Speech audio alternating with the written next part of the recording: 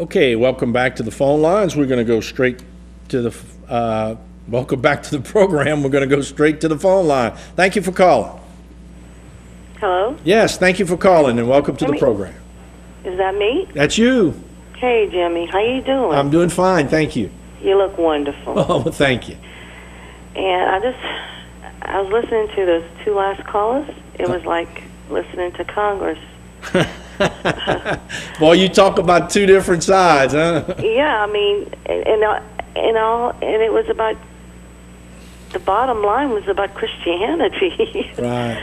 I just was a little confused, and I just wanted to state my opinion, if you will. Sure. I hope they're listening. I'm not better than them. They're not better than me.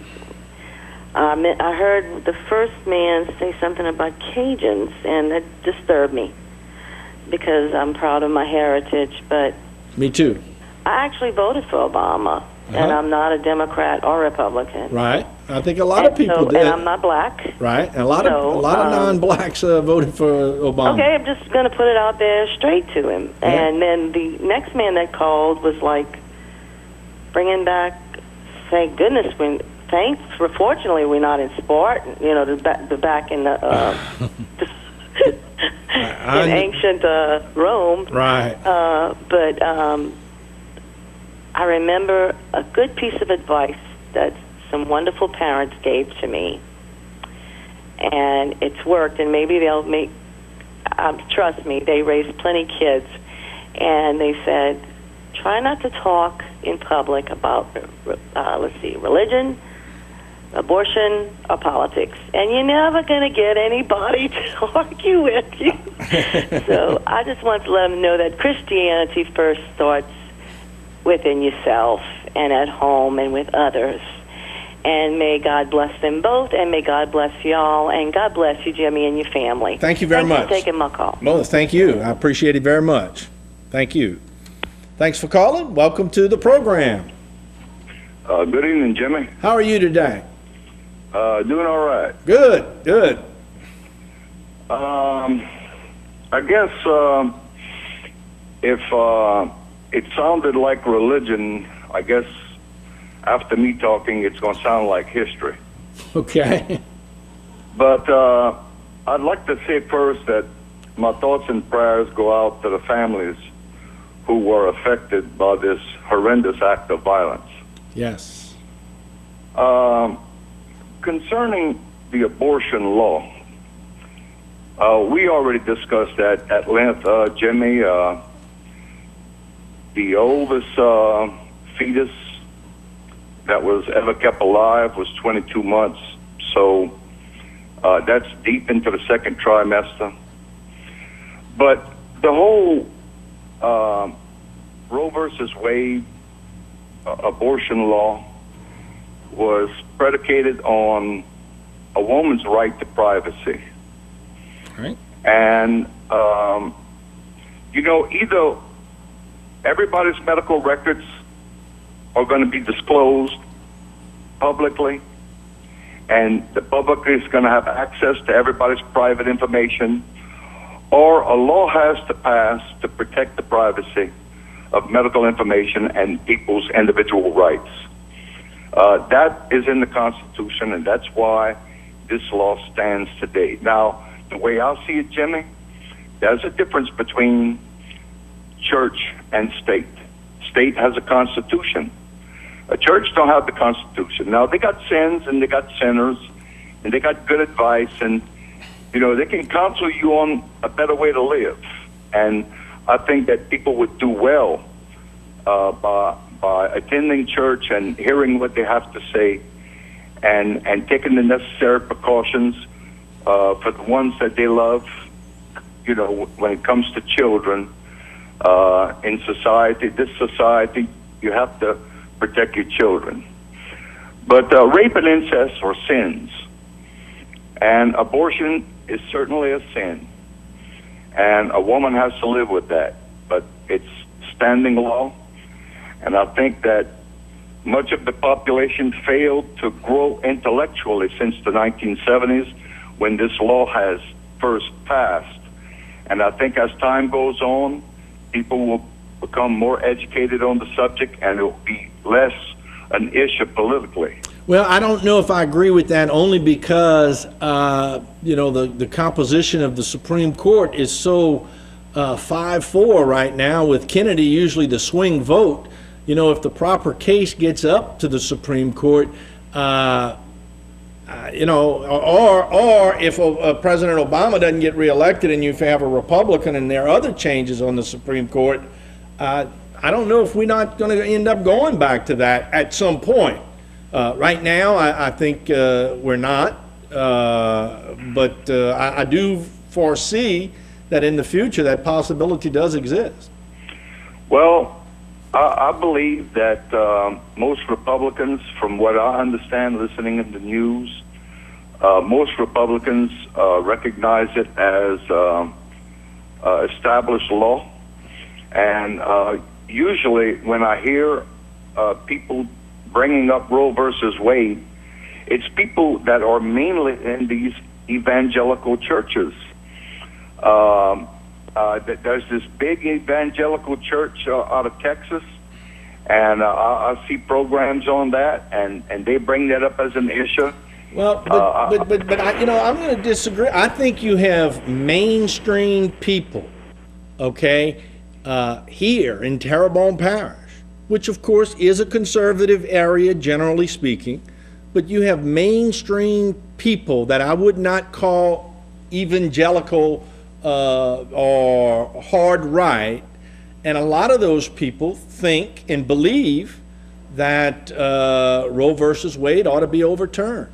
And I suspect that you have that all over the country, and it's just not limited or isolated within the evangelical community.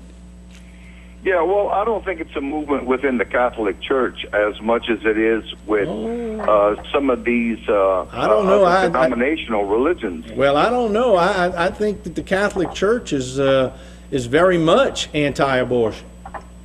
Well, I know that they don't help the people like they used to. The government has stepped in pretty much. I think volunteerism and charitable contributions are much less within the church. I don't know of too many churches that has warehouses where they provide for the people on the low economic end of the ladder as they did many, many years ago. Church is less involved in charity and more involved politically today. Would you agree with that? But I don't find the Catholic Church is that political, to be honest with you. Now I don't know, you know, behind the scenes, but I'm just talking about me who going to church. You know, I don't hear it in the sermon. I don't see it demonstrated within the church itself. You know, now that's just my viewpoint. Maybe you see it wherever you are, but I don't see it where I am.